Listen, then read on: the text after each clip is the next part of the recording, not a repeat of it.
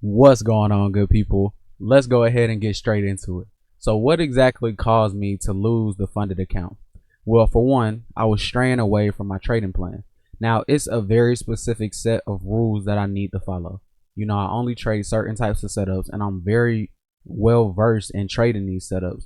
And that's why I'm so comfortable in actually taking those because I have the confidence to be able to actually take the trade and stay with the trade no matter what.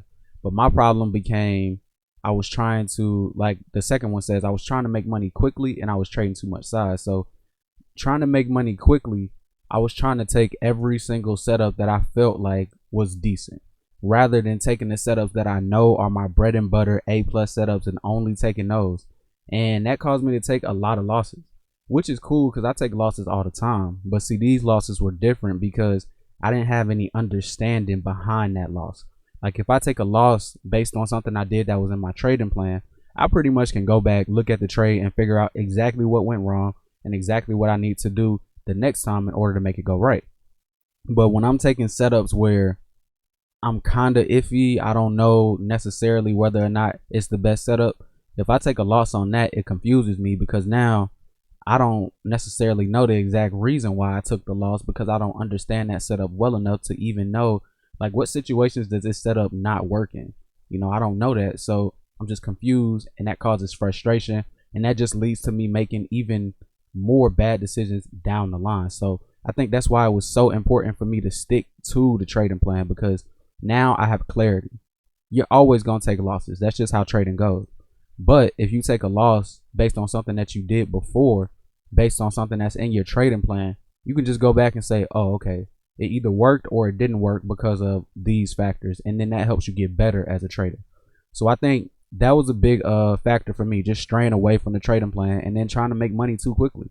And trading too much size, that pretty much ties into trying to make money too quickly. It's like I would have good trades and I would be trading like maybe one or two contracts, which was good for me. That's a great number. I could make a very decent living trading one or two contracts. That's not bad. But I would start having these feelings of greed where I would say, look, okay, I made 20 points on one contract. That's $100. But if I made that same 20 points on 5 contracts, it's like, whoa, that's $500. So I just started thinking about how much money I could make. And that started really giving me a negative viewpoint on the market because now I'm focusing on the money instead of focusing on making a good trade and just taking whatever is available, whatever profits I make, that's what I have. So that really brought me down because when I was trading too much size, from a psychological perspective, I wasn't ready to take losses that big. I can take a 10-point loss, that's my stop loss. But I can take that type of loss with one or two contracts. That's either $50 to $100. You take that same loss, 5 contracts, whoo, that's $250. In order for me to make $250 trading 2 contracts, I would have to make 25 points. So it's like, whoa. Usually I would just have to make back 10 points to make back the losses that I took, but now I got to make back 25 because I traded 5 and then I got scared and went back down to 2s and 1s. So it was just a lot of back and forth, a lot of inconsistency, and that can either benefit you greatly or really hurt you in a very large way. And for me, it hurt me because I'm trading big size and I refuse to go back down to 1 and 2 contracts because I'm like, okay, if I go back down to that size, like I was saying earlier, I got to make more and do more in the market to make back what I lost. So if I just keep trading this size and just make one good trade and make that loss back, I'm good. And that's like the normal pathway for the human mind to think like, okay, I messed up, but I can make it back. But what I didn't consider at that point in time was, okay, if I do keep trading size and I make that back, that's good. But what if this trade that I'm about to take is a losing trade? Then I'm going to be in the hole by 2 losing trades instead of 1. So now I'm going to have to make back $500 worth of losses. And if I'm trading 2 contracts, that's 50 points that I got to make. I can make 50 points, but not in the mentality and mindset that I would have if I was already down by 500 from trading too much size. Because then I would just be trying to, like it says, make the money back too quickly. Try and make all those losses back in one trade, which would pretty much lead me into the third point, which was not accepting what the market was giving me. Like, you know how many times I was down and I had an opportunity to make back like maybe half of my losses, or maybe like 3/4 of my losses on one trade, but I refused to take profits because I was like, nah, I'm gonna make back everything on this trade, and it just didn't work out like that. You have a subconscious feel about where the market is going. So if the market gets to that key level and you know that's a good place to get out, you just got to take the profits that you have. Don't be greedy and try and hope for more or add more size and say, "Ooh, okay, it's gonna be the big one for me." Don't think about it that way. You got to be disciplined, and you don't try and get it all back at once. It's like, okay, you nickel and dime your way and just slowly chip away. And then before you know it, you'll be back in the profitable territory and you'll be making new account balance highs. But you have to take it slow. It's a process. You can't skip steps in the process, or else you're just going to have to go back to the step where you started skipping, and you're going to have to go all the way back and then do it the right way. And that takes time. And it's very stressful. So you definitely don't want to do that. Accept what the market is giving you, because every time I refuse to take a profitable trade because it wouldn't make back all my losses, I will always notice that throughout the session, as the session went on, I would have had like maybe 3 to 4 opportunities to take more good trades. So if I would have made the right decision and took profits and made back half of my losses, I could have made the next quarterback on the next trade, and the next quarter after that on the next trade, and then boom, I'm right back in the profitable territory. But because I took a loss on that first trade, now my mentality gets messed up. I start feeling pressure and I start feeling like I need to make this money back now, which forces me to take trades that I know I shouldn't be taking. So you got to always remember that trading is a strategic game, but it's also a mental game. Your strategy can't work if the person that's trading it doesn't have the right mindset, and that person that's trading it is you. So you gotta be prepared mentally for what the market is gonna throw at you, because if you're not, the market is gonna eat you up and spit you out, and that's what caused me to lose the account. So always remember that. So next, not respecting my loss limits. This was my biggest problem, not only for my funded accounts that I was trading last year, but for all of my personal accounts that I was trading too. It's just, I would go on winning streaks where I'm just killing it. Like, y'all can go back and look at some of my trading reviews. It would be like periods of maybe 2 to 3 weeks where I would trade for 15 days and maybe have 13 winning days and 2 losing days. Stuff like that. And I'm like, whoa, okay. So then I start getting too overconfident and thinking that I'm that man, I'm that dude, and no matter what happens, I'm always going to be good. But you got to respect the market, and you got to respect your loss limits, because I would have winning streaks for so long that when I finally did run into a loss, I had no idea how to handle it, because I was like, what's going on? I shouldn't be losing. So because I shouldn't be losing, I'm going to try and make it all back and make things right today so I can keep my winning streak going. But you can't think about stuff like that. You just got to look at what's in front of you and make the best possible decision. You outline a concrete loss limit that you will follow. And if you ever get down to that level, you just stop. My problem wasn't necessarily just completely disrespecting my loss limits. It would be me gradually disrespecting my loss limits, meaning that, let's say my loss limit was 40 points. I would get to 40 points worth of losses, and then I would say, well, I mean, I'm at my loss limit, but I'm going to just take this one last trade. If this doesn't work, I'm done for real. And that trade wouldn't work most of the time. And then I would say, well, I mean, I'm like one trade over my loss limit, but if I take this next trade and I make money, I have a 2-to-1 risk to reward ratio. So it's basically like I'm taking away 2 of those losses. So that would get me back under the loss limit amount that I was supposed to be respecting. And then I could keep trading, right? Yeah, that sounds great. But like I said, you got to always remember the risk part of it too. You're just thinking about what would happen if it went well. But what if it doesn't go well? Now you're looking at being 2 trades past your loss limit, which is just too much. I trade a very large account size, well, a large position size in comparison to my overall account balance. So I can't take these big losses and just keep taking them and be like, oh, well, I'll make it back, because then that leads to me taking big losses, which affects my mentality, because now, like I said earlier, I'm trying to make it all back, and then I just end up taking more losses. So respecting my loss limits is so important. I feel like if I don't respect my loss limits this year, it's 0% chance that I'll be successful. It's impossible. So that's really important, respecting those loss limits. And then next, I was letting my pride outweigh my logic and not accepting defeat. So we talked about this a little bit earlier, but really, I was just saying, look, man, logically, I know that I should stop. But my pride was just like, no, I will not lose. That's just the mentality I have about life in general, which is good because that'll give you resiliency, persistence, and you'll probably accomplish something in life. But when it comes down to trading, you got to learn how to take that L and just live with it. It's nothing you can do. A lot of times in life, if you take a L, you want to get revenge, or you want to make it right, or get it back, or just repair things. But that's not how it goes in the market. In the market, sometimes you just gonna have to take a big fat L, and there's nothing you're gonna be able to do about it. You can't make it right, can't make it better, can't make the money back. Not today. You're just gonna have to sit with that L, embrace that feeling, and accept that feeling. And then take that feeling that you feel and convert that energy into energy that you can use to study harder.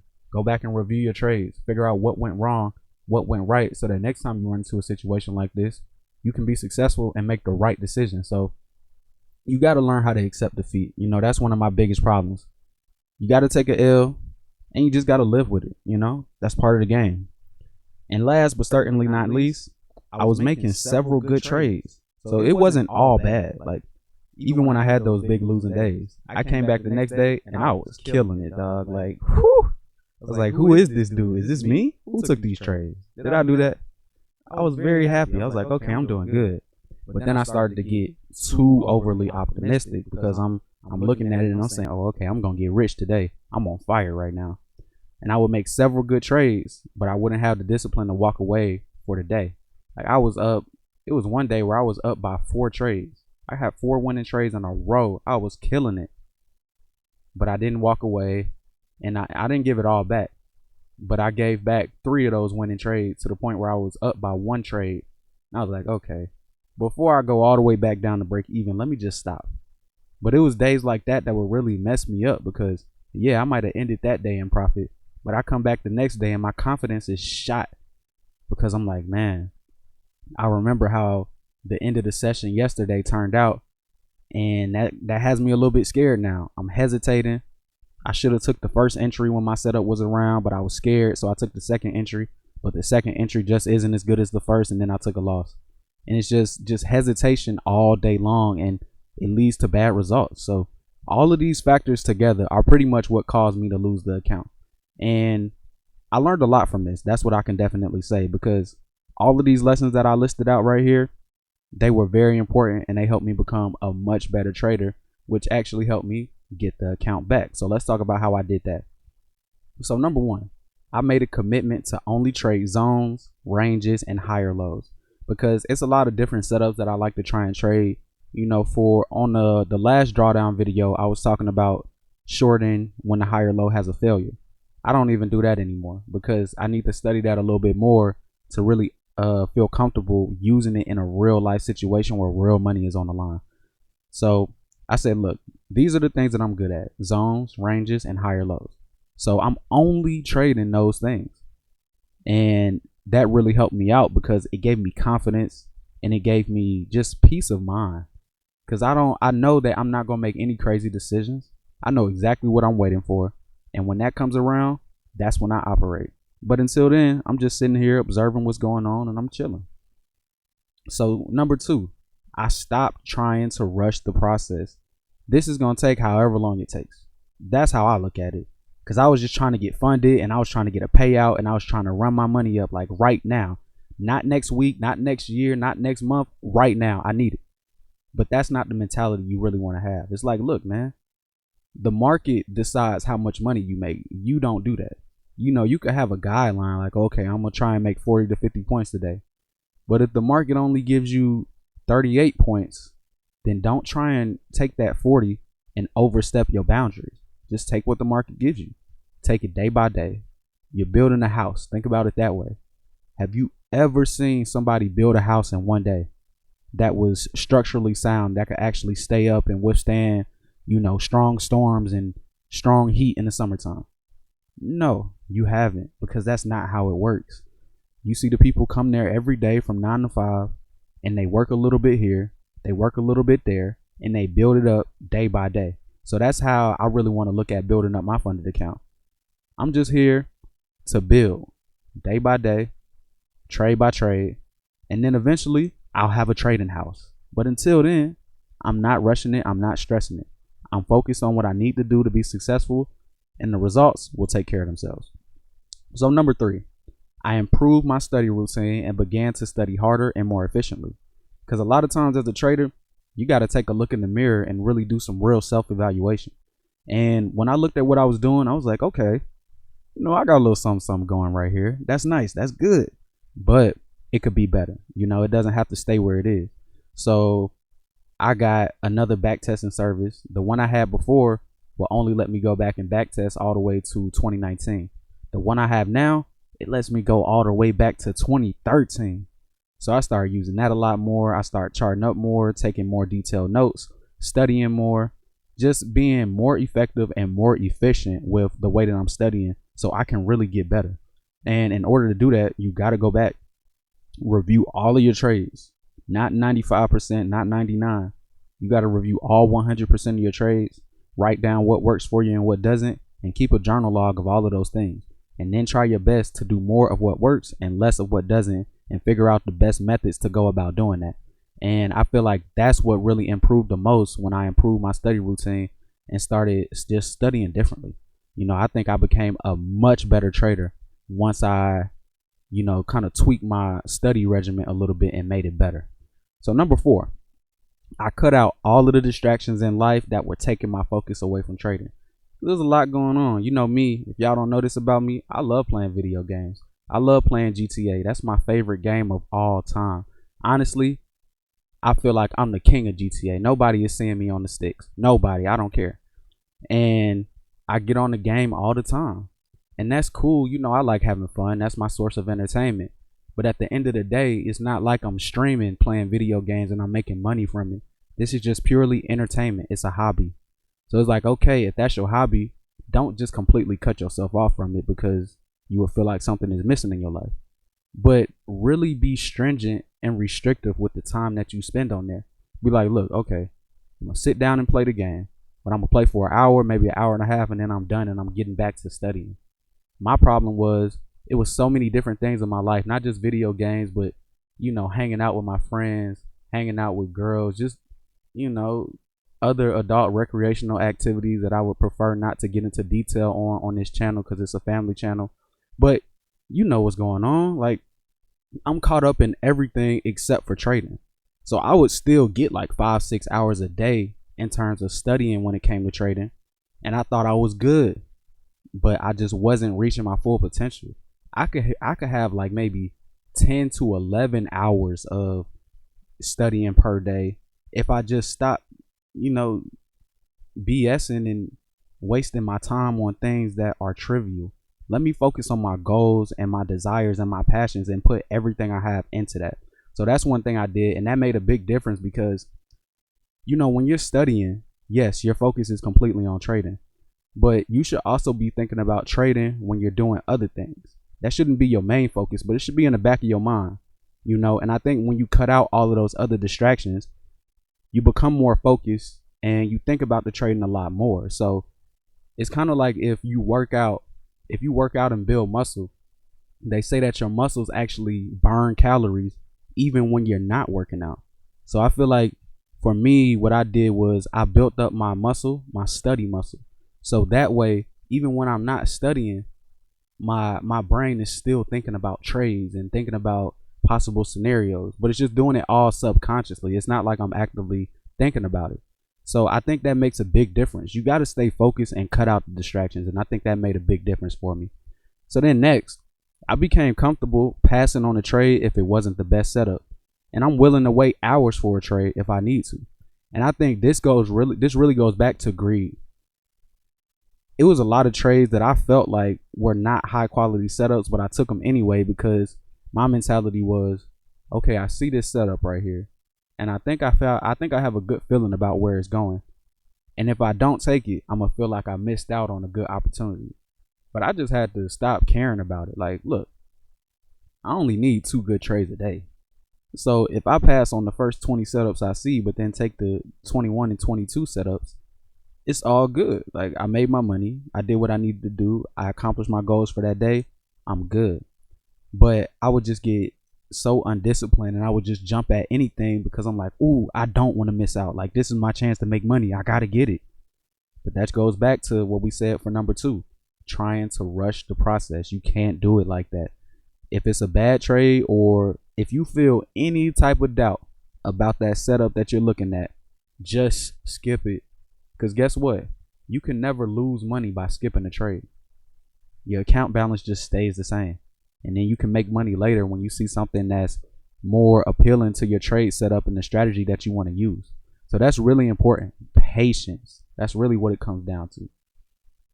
And then next, I still hate losing days, but I just had to accept the fact that losing is a part of trading. It's unavoidable. And sometimes I get these crazy thoughts in my head because, like I was talking about earlier, I would go on streaks for like 2-3 weeks at a time. And I would just start feeling like, okay, I can come in every day and just make 2 trades, both of them winners, and then just walk away. That sounds so simple, right? But that's like, okay, the Super Bowl was yesterday, right? That would be like a NFL team saying, okay, to win the Super Bowl, we just have to play well and outplay the other team. Okay, yeah, that sounds great, but it's going to be much more complicated than that in order to actually make it work. So I was trying to oversimplify things. Really, the reality is, if I have a winning day, sometimes it'll be just all winning trades, but majority of the time, it won't be that. It'll be, okay, I had a 60% winning percentage, which means if I took 10 trades, I won 6 of them and lost 4. I took 4 losses. So that means I had to deal with that feeling that I hate 4 times. But that's just the reality of it. Like, look, you're going to be right sometimes you're going to be wrong. But hopefully you can be right more times than you're wrong and make more when you're right than you do when you're wrong. And then everything will work out and you'll make money in the long run. But to just think that I'm going to come in here and every day knock it out the park, no losing trades. Like, come on, man. That's not what the numbers say. Numbers don't lie. My numbers say I'm going to win 60% of the time and I'm going to fail 40% of the time. So, it's unavoidable. You got to take those losses and you got to accept it. Don't take it personally. It's a part of the game. That's like if you was a NBA player and you played in the NBA, right? Y'all play 82 games a season. Even the 96 Bulls didn't win 82 games. They lost 10 times. It was like, damn. Ooh, my bad. Sorry. It was like, dang, man. If you took those losses personally, imagine how that would affect you going forward into the season. So think about trading the same way.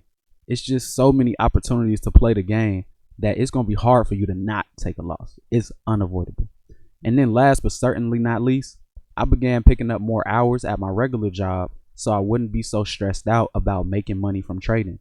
And I didn't really think this was that important until I started going through it. Because see, when I traded my own little personal account where I was trading micros, where I'm trading $1 points, I had no stress because I really didn't care. It's like, all right, I made 40 points today. I made $40. Okay, that's nice. I'll take the 40, but it's not going to change my life. It's $40.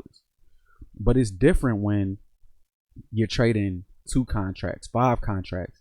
Now the money you can make per day is like anywhere between $500 and $1,000. It's like, whoa. Now you feel a different level of pressure that wasn't there before. Because I'm like, okay, I need to go full time with trading, so I need to make these trades work. But that makes you care about it too much. And when you care about it too much, you have a tendency to just overreact and be super attached to your emotions because you're really invested in this. You got to make it work. You don't have a backup plan. But when I started working more hours at my job, I felt so much stress relief. I was like, oh, I'm really not tripping about this challenge or this funded account because if things go wrong, I have enough money to just retake the challenge and do it again. And if all else fails, I can just save my money up, put it into my personal account, and trade my own thing. So it took a lot of stress off of the table, which pretty much allowed me to have a I don't care type of attitude. Now you would think I don't care means that you just gonna make crazy trades. but not for me. When I trade and I don't care, it just makes me do the right thing, because I'm like, why would I take this stupid trade in front of me? This is not my setup. I'm not taking that. And I would just wait for the best trade because there's no stress. I don't feel like I'm missing out by not taking this trade. I'm just like, look, that is not what I want. So I'm going to wait for what I do want. And when I see it, I'm going to capitalize on the opportunity. And I think that really changed everything for me, because now my mentality is completely different. Like I was saying earlier, I'll sit here for 3 hours in front of this screen if I need to and watch these 1 minute candles form tick by tick by tick until I see exactly what I want, and then I'll get in. Now, usually I would come in at 9:30 and I would probably force myself to take a trade within the first 30 minutes if it wasn't there, because I want to make money and I want to make it now. But now the way I look at it, it's no big deal. I'm either going to catch my setup or I'm not. And with that mentality, with all of these things put together, I was able to get the 50K account back. Well, I had a 75K when I started, but I did a 50K the next time just because it was cheaper. I was trying to save money, I ain't gonna lie. And that's how I got the 50K account. So now that I'm back at it, I just want to make sure that I stay on track, that I stay humble, that I keep working hard and keep doing the things that got me here. I know exactly what I need to avoid, and I know exactly what I need to keep doing. And now it's up to me to make those decisions. And I feel like 2024 is going to be a great year because I have everything laid out. And now it just comes down to me as the trader making the right decisions. I know I can do that. And I hope you guys were able to learn something from this video. So hopefully you can do that too. Let's have a great year in 2024. And I'll see you when I see you. All right, y'all.